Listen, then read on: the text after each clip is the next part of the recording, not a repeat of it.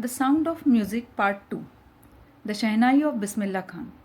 The lesson is about Ustad Bismillah Khan. He was a renowned Shehnai player in India. He is a legend because he did something which has historical significance. He played the Shehnai on the day India got independence, that is 15th of August 1947. India was about to get freedom and the whole country was enjoying that freedom. And on that occasion, Bismillah Khan played the Shehnai, and so he is a legend. A musical instrument called pungi was banned by Emperor Aurangzeb for its shrill, unpleasant sound. It was perfected by a barber who belonged to a family of professional musicians. So, pungi was a musical instrument which you can see here in the picture. So this musical instrument make a very weird sound which Emperor Aurangzeb did not like at all. So he banned this pungi. He did not allow the pungi to be played in his royal residence because he felt that it had a shrill and unpleasant sound.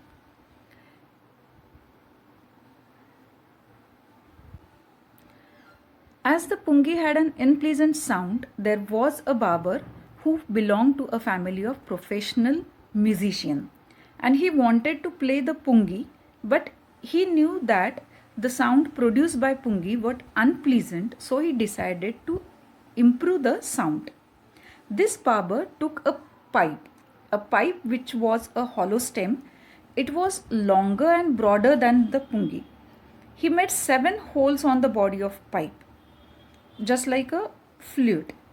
Then he blew air into the pipe and closed and opened different holes. He found that soft and melodious sounds were produced when he did like this.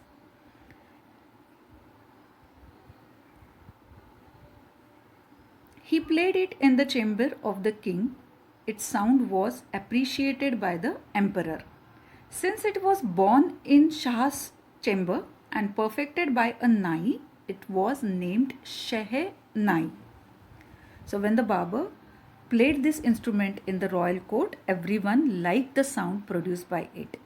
The royal court thought that this instrument was different than pungi, and so it should have a different name. Now there's a story behind the name given to this instrument. This instrument was played for the first time in the royal residence of the Shah. Shah was the name given to king. Mughals called the kings as Shah. As the Nai, that is the Indian term used for barber, had played it for the first time, they called it Shehnai. So the first part is Sheh, which stands for Shah, and the second part Nai, that is barber. So this instrument was named as Shehnai. In the beginning, it was played in the temples before the images of gods and goddesses.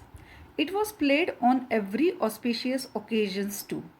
Gradually, it became popular. So the Shehnai was played at the king's court, in temples and at weddings. It was used on stage in performances, and the credit for that goes to Ustad Bismillah Khan, who was a legendary Shehnai player and people wanted to hear him play Shehnai. Ustad Bismillah Khan belonged to the Banaras Gharana.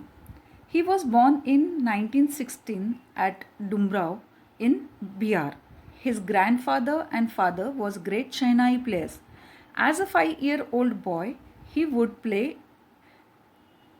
Gilli Danda near the pond. He used to visit Bihariji temple and sing the Bhojpuri Chaita there. He would earn big laddu weighing 1.25 kg from a local Maharaja as a prize. So when Bismillah Khan was 5 years old, he lived in an old estate named Dumrao in present day Bihar state. He used to play Gilli Danda an old sport quite familiar to cricket.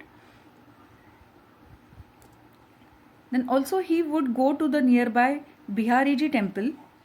Although Bismillah Khan was a Muslim, he would go to the temple and he would sing this song Chaita in Bhojpuri language. Now Bhojpuri language is spoken in an area of Bihar. When he would finish reciting the song, he would get a big laddu as reward, and the weight of that laddu was 1.25 kg. So you can imagine that big laddu he was getting as a prize, and this prize was given to Bismillah Khan by the local Maharaja for singing the Chaita.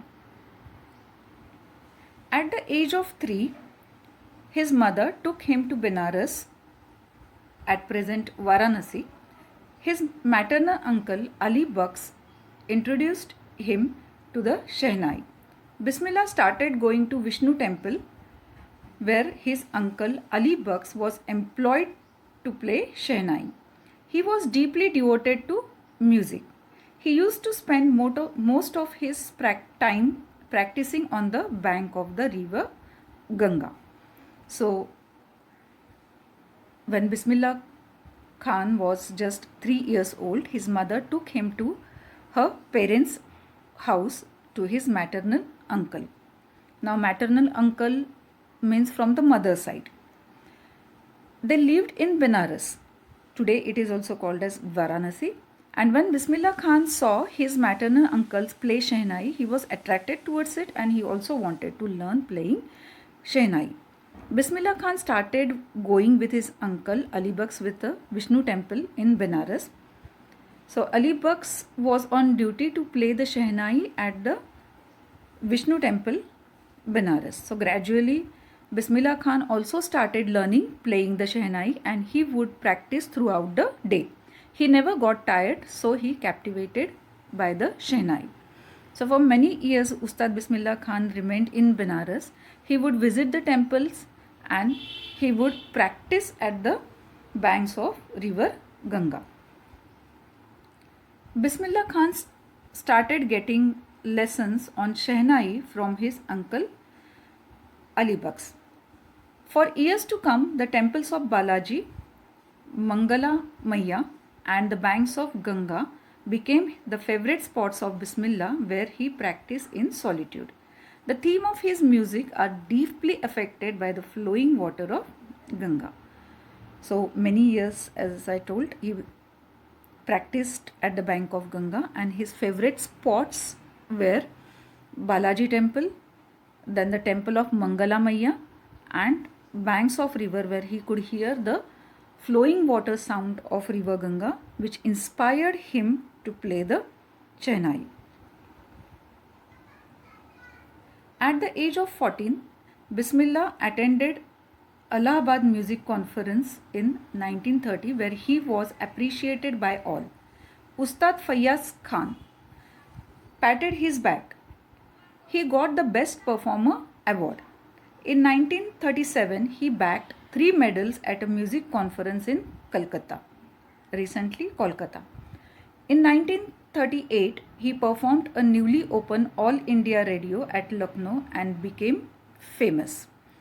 So, at the age of just 14, he accompanied his maternal uncle Ali Bux to Allahabad for a music conference. Ustad Fayyaz Khan, a very renowned classical vocalist of that time, was impressed by the performance and said that if he would work hard like that, he would make a name in the field of music.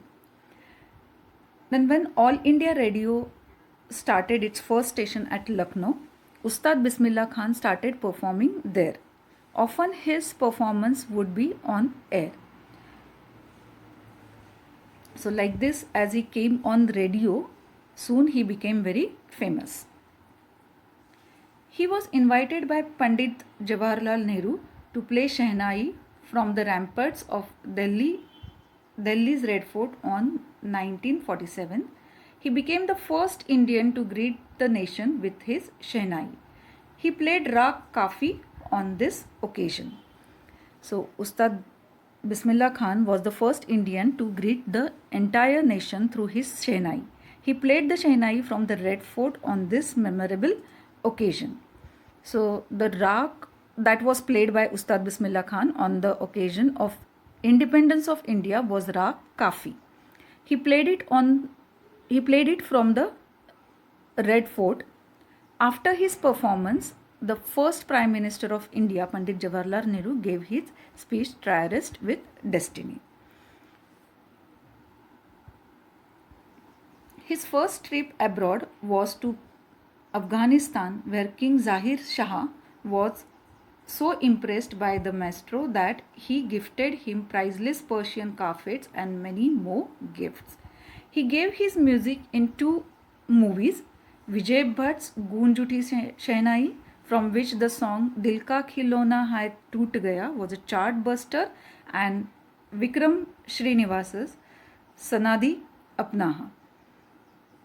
So Bismillah Khan gave many performances in India and abroad also.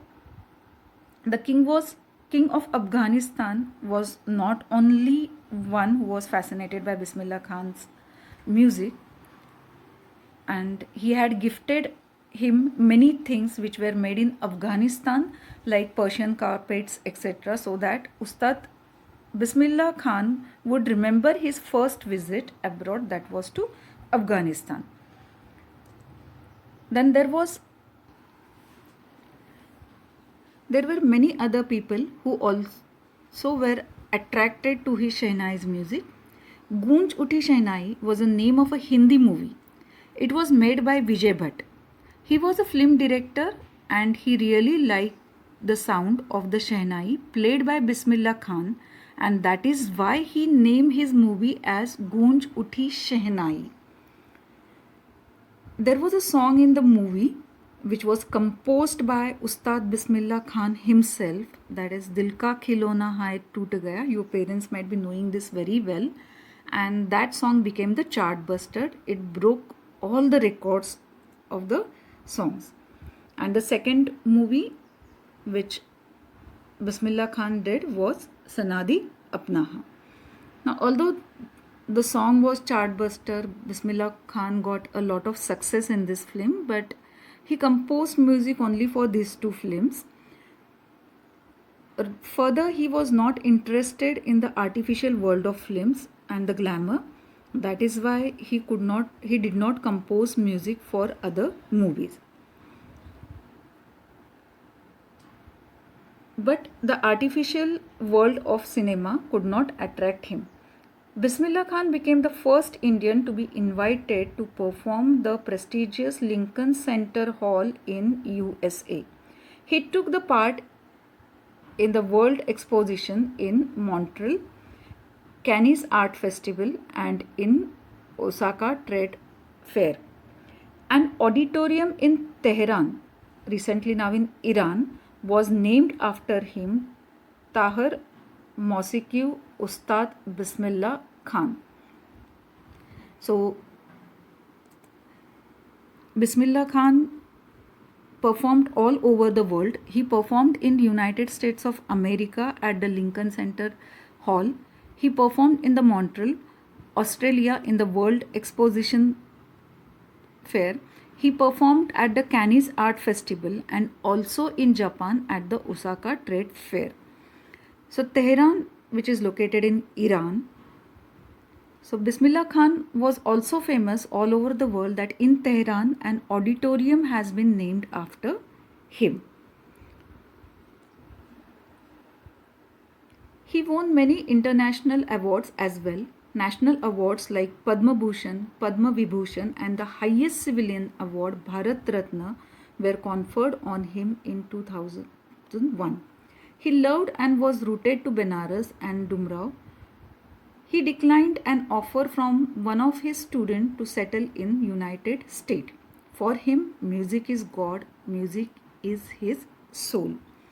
So when Ustad Bismillah Khan received India's highest civilian award, Bharat Ratna, in the year 2001, his eyes were shining. He was very happy, and mostly he had received all the renowned award like Padma Bhushan, Padma Vibhushan, and as you know, the highest civilian award, Bharat Ratna. He told all the Indians to teach music to their children because music is the richest tradition of India. He said that even Western countries wanted to learn Indian music. So he urged to the Indians during the time he received the Bharat Ratna award that they should be teaching their children Indian music. Now there is a story that you can see here. We have read here.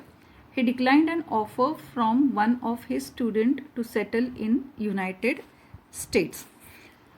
So there was a student of Ustad Bismillah Khan, and he wanted that Ustad Bismillah Khan should set up Shehnai school in USA. He promised that he would recreate the temple of Benares in America for Ustad ji, as he would miss it. Now Ustad Bismillah Khan was attached to river Ganga also. So he asked his student that would he transport the river Ganga also to America. So he wanted to say that he could not leave India. He was attached not only to the temples of Benares but also to the holy river Ganga.